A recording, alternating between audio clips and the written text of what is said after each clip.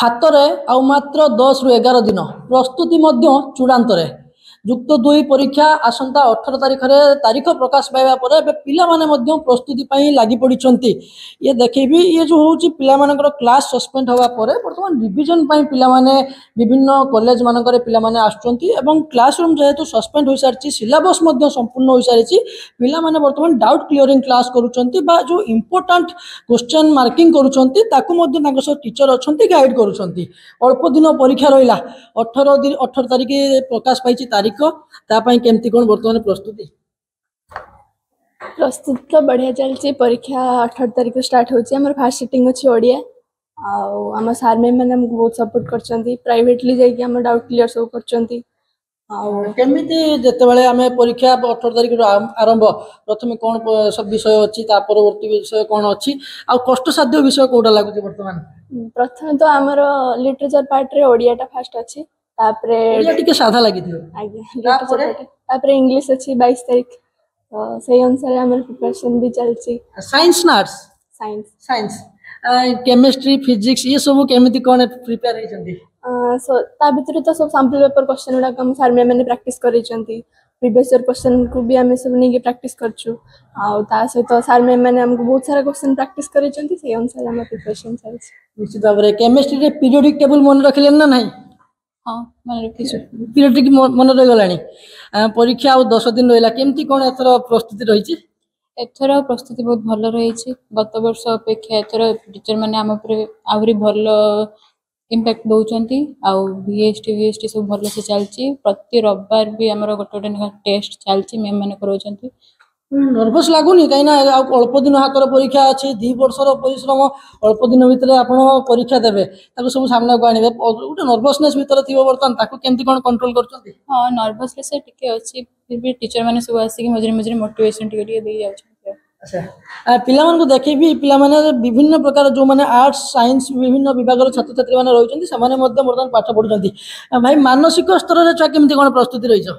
मानसिक स्तर रे तो तथा टिके नर्वसनेस लागुची तथा सार मानकर बहुत सपोर्ट अछि। सार माने कहउछंती जे चिंता करनी पाठ पढा तो पढी छ जते परीक्षा दियो भल हो सब भल होई मध्य सार मानकर सपोर्ट अछि। केमती कोन परीक्षार फल आसीबो बोली आशा भी अछि?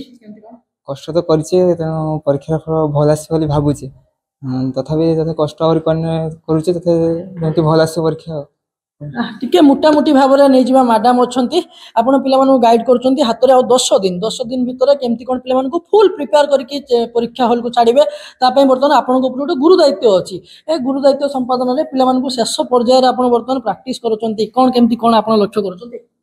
आमर ऑलरेडी माने 4 मास पूर्व आमर कोर्स कंप्लीट हो जाइथिला। रिवीजन भी तांकर 2 थर हो सारी 3टा आमर फुल सब्जेक्ट रे वीएसटी हो सारी प्रीवियस ईयर क्वेश्चन भी आमर सब प्रैक्टिस हो सारी तो एबे तांको सेल्फ स्टडी पई दिया है सफिशिएंट टाइम आ आमर इंडिविजुअल डाउट क्लियर करा होछि। आम जमी देखु आम भी पाठ पढ़ुलु आम 2025 बर्तमान एग्जाम देव 2024 23 22 21 सब वर्ष +2 क्वेश्चन को आम देखु अभ्यास करूँ एथर केमती कौन कर आज्ञा पैटर्न तो एथर चेंज होउची हमर माने नुआ पैटर्न अनुसार भी हमर तांको प्रैक्टिस करा है। कौन कौन एथर पैटर्न चेंज होती पिला भितर भी तो गोटे नर्वसनेस थी कहीं पूर्व जो पैटर्न आसूला ए वर्ष परीक्षार पैटर्न चेंज होती जहाँ पूर्व शुणा होता आ बर्तमान 18 तारीख विज्ञप्ति पाया केमती कौन पिला हाँ तांकर जो न्यू पैटर्न अनुसार भी हमर एग्जाम करा है सारी तो एते मात्रा रे एग्जाम करा है जे तांकर से नर्वसनेस टा दूरे जाई। न्यू पैटर्न कौन कौन अच्छी मुख्यतः पिला जानिया चाहिए? हाँ मेनली तांकर ऑब्जेक्टिव कर देछि स्पेशली 40 मार्क रो ऑब्जेक्टिव कर देछि सब सब्जेक्ट रो 40 मार्क तांकर ऑब्जेक्टिव आसुछि आगरो जोटा सब्जेक्टिव अनुसार आस्तला एबे 40 मार्क क्वेश्चन लॉन्ग क्वेश्चन आसुछि। लॉन्ग क्वेश्चन आगरो 7.5 मार्क थिला एटा एबे सीबीएसई पैटर्न फॉलो करके 5 मार्क हे जाइछि। अच्छा टिके आ जने छात्र अछंती केमती कोन प्रस्तुति कोन पढछ बर्तमान एटा कोन सब्जेक्ट? फिजिक्स बर्तमान पढछु। फिजिक्स पढछंती केमती कोन बर्तमान फिजिक्स में प्रिपरेशन? फिजिक्स में प्रिपरेशन वीएसटी 3 सेट दिया सरची प्रीवियस ईयर क्वेश्चन सब सही छि प्रदीप सर हम फिजिक्स सर आसी सब डाउट क्लियर करछंती न्यूमेरिकल ऊपर फोकस देइ छि। 6-7टा सब्जेक्ट जो डिफिकल्ट कोटा लागुची एबे? डिफिकल्ट तो किछि नाही मेन मैथमेटिक्स टिके अछि कारण नुवा पैटर्न आजर से जे पैटर्न देइ छि काउंसलर से आंसर किछि नुवा क्वेश्चन थरे के देइ नै से आंसर टिके डिफिकल्ट लागुची तथापि सैंपल लेवल क्वेश्चन सब सरी छि।